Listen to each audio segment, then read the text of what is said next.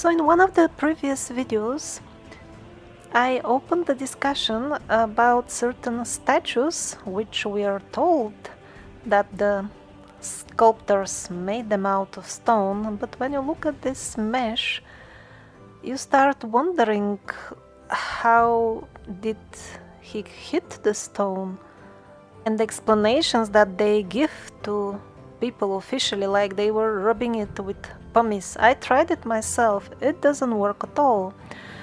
So actually I got interesting replies from a couple of historians who told me that actually even as recent as one generation ago they were teaching completely different things to the art history students, that these statues were indeed cast out of geopolymer, or so to say artificial stone.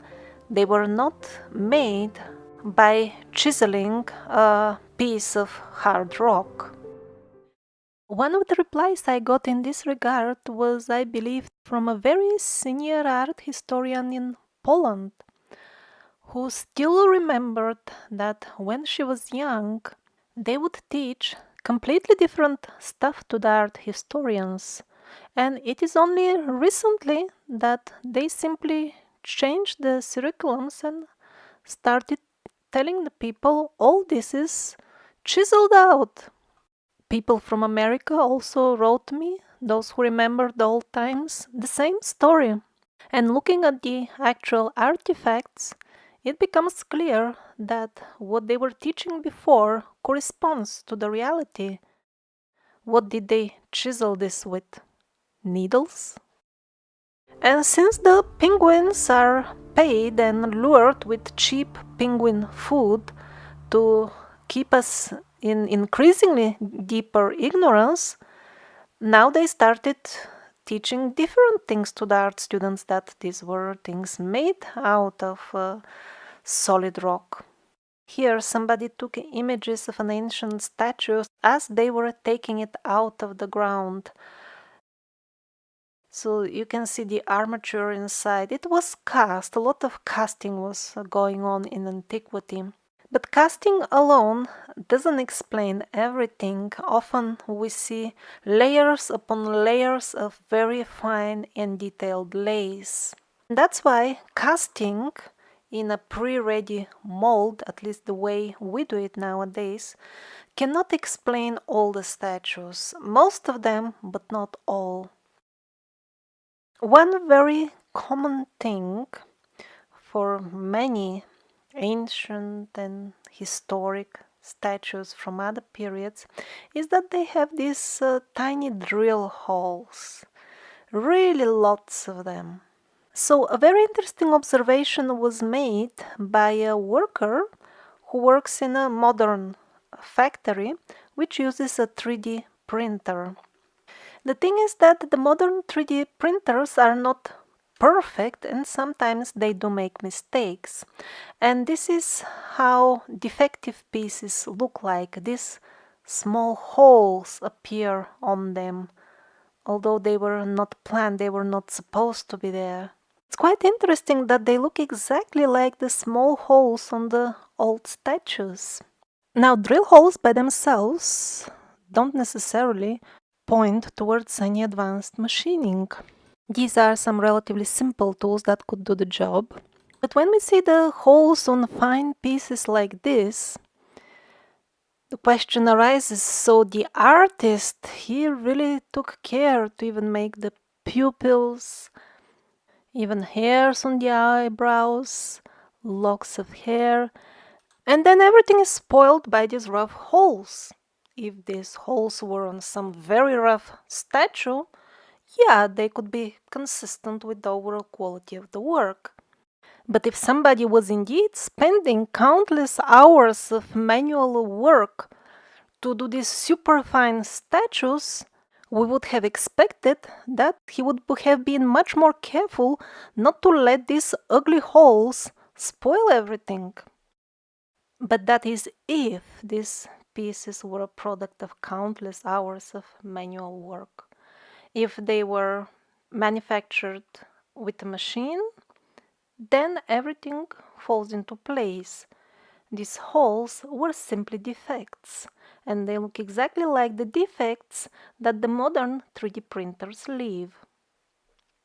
I personally can't imagine how could relatively simple people produce 3D printers, which doesn't mean it's not possible, but maybe all these statues, actually most of the historic sculptures we see in the museums, by far most of them, are probably not historic at all. Or they belong to relatively very recent historic periods when they were cooking up the false history which we are taught in school just to have something historic to exhibit.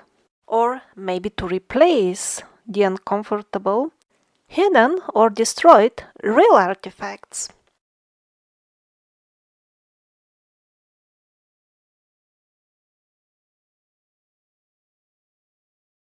In this curious 19th century book about the various mediums and techniques used in art, there is an entire chapter about softening stone.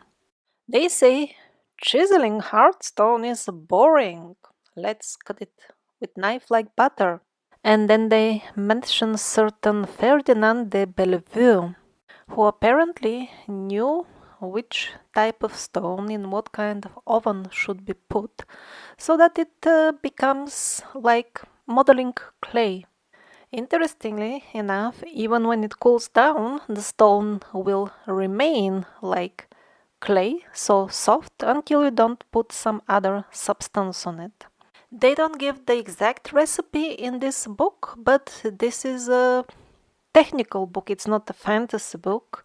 But later on they continue giving more details about softening stone using the fire of some special gases. I wouldn't be surprised if the famous Peruvian mystery megaliths were erected using some similar softening technique.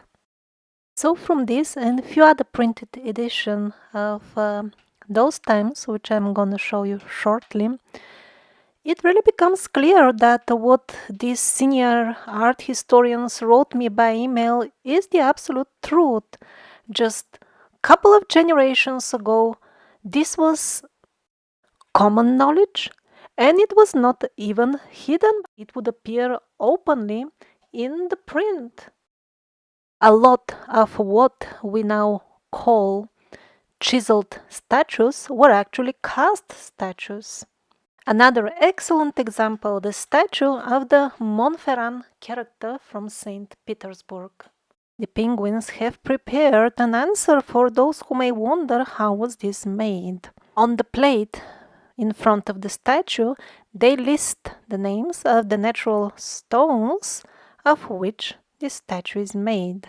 In the modern specialized literature, they even have very detailed story about the quarries from which the stones allegedly came, and other very minor details of how everything was made.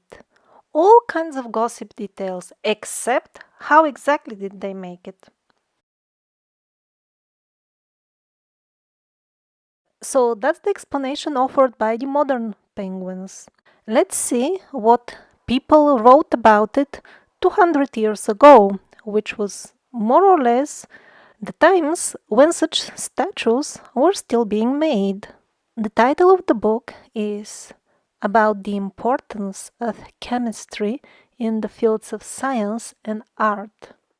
Here they say that the granite for all these marvelous pieces of art was made by mixing various ingredients and heating them to a specific temperature in a specific way.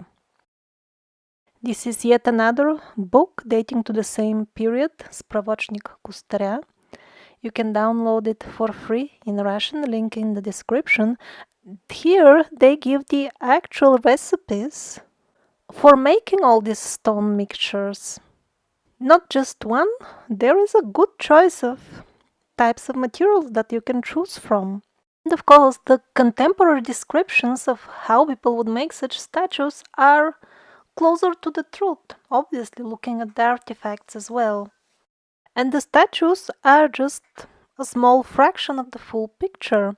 The entire St. Petersburg and many other European palaces made at the same time have used the same technique of casting or plastering with such mixtures or other techniques which we don't know about. Now we are told that these are marble slabs. It's kind of too thin to be a slab, it looks more like plastering.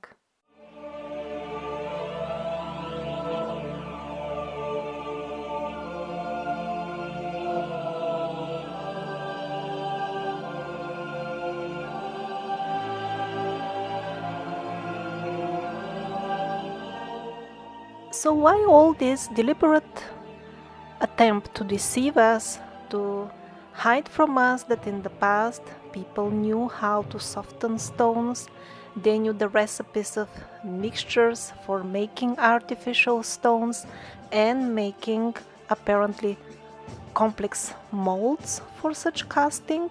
After all, we ended up doing it with modern means anyway. Well, there are a couple of reasons for deceiving us in such a way.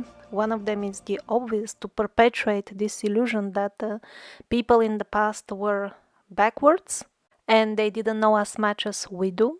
But even a more important reason is that when we are told that hooray, hooray, we discovered recently how to make stones, mixtures, geopolymers, and we certainly do, but under the condition that the methods and the recipes are no longer ecological friendly, they're no longer accessible for the common people. You will always rely on central supplies or technology to be able to use this knowledge.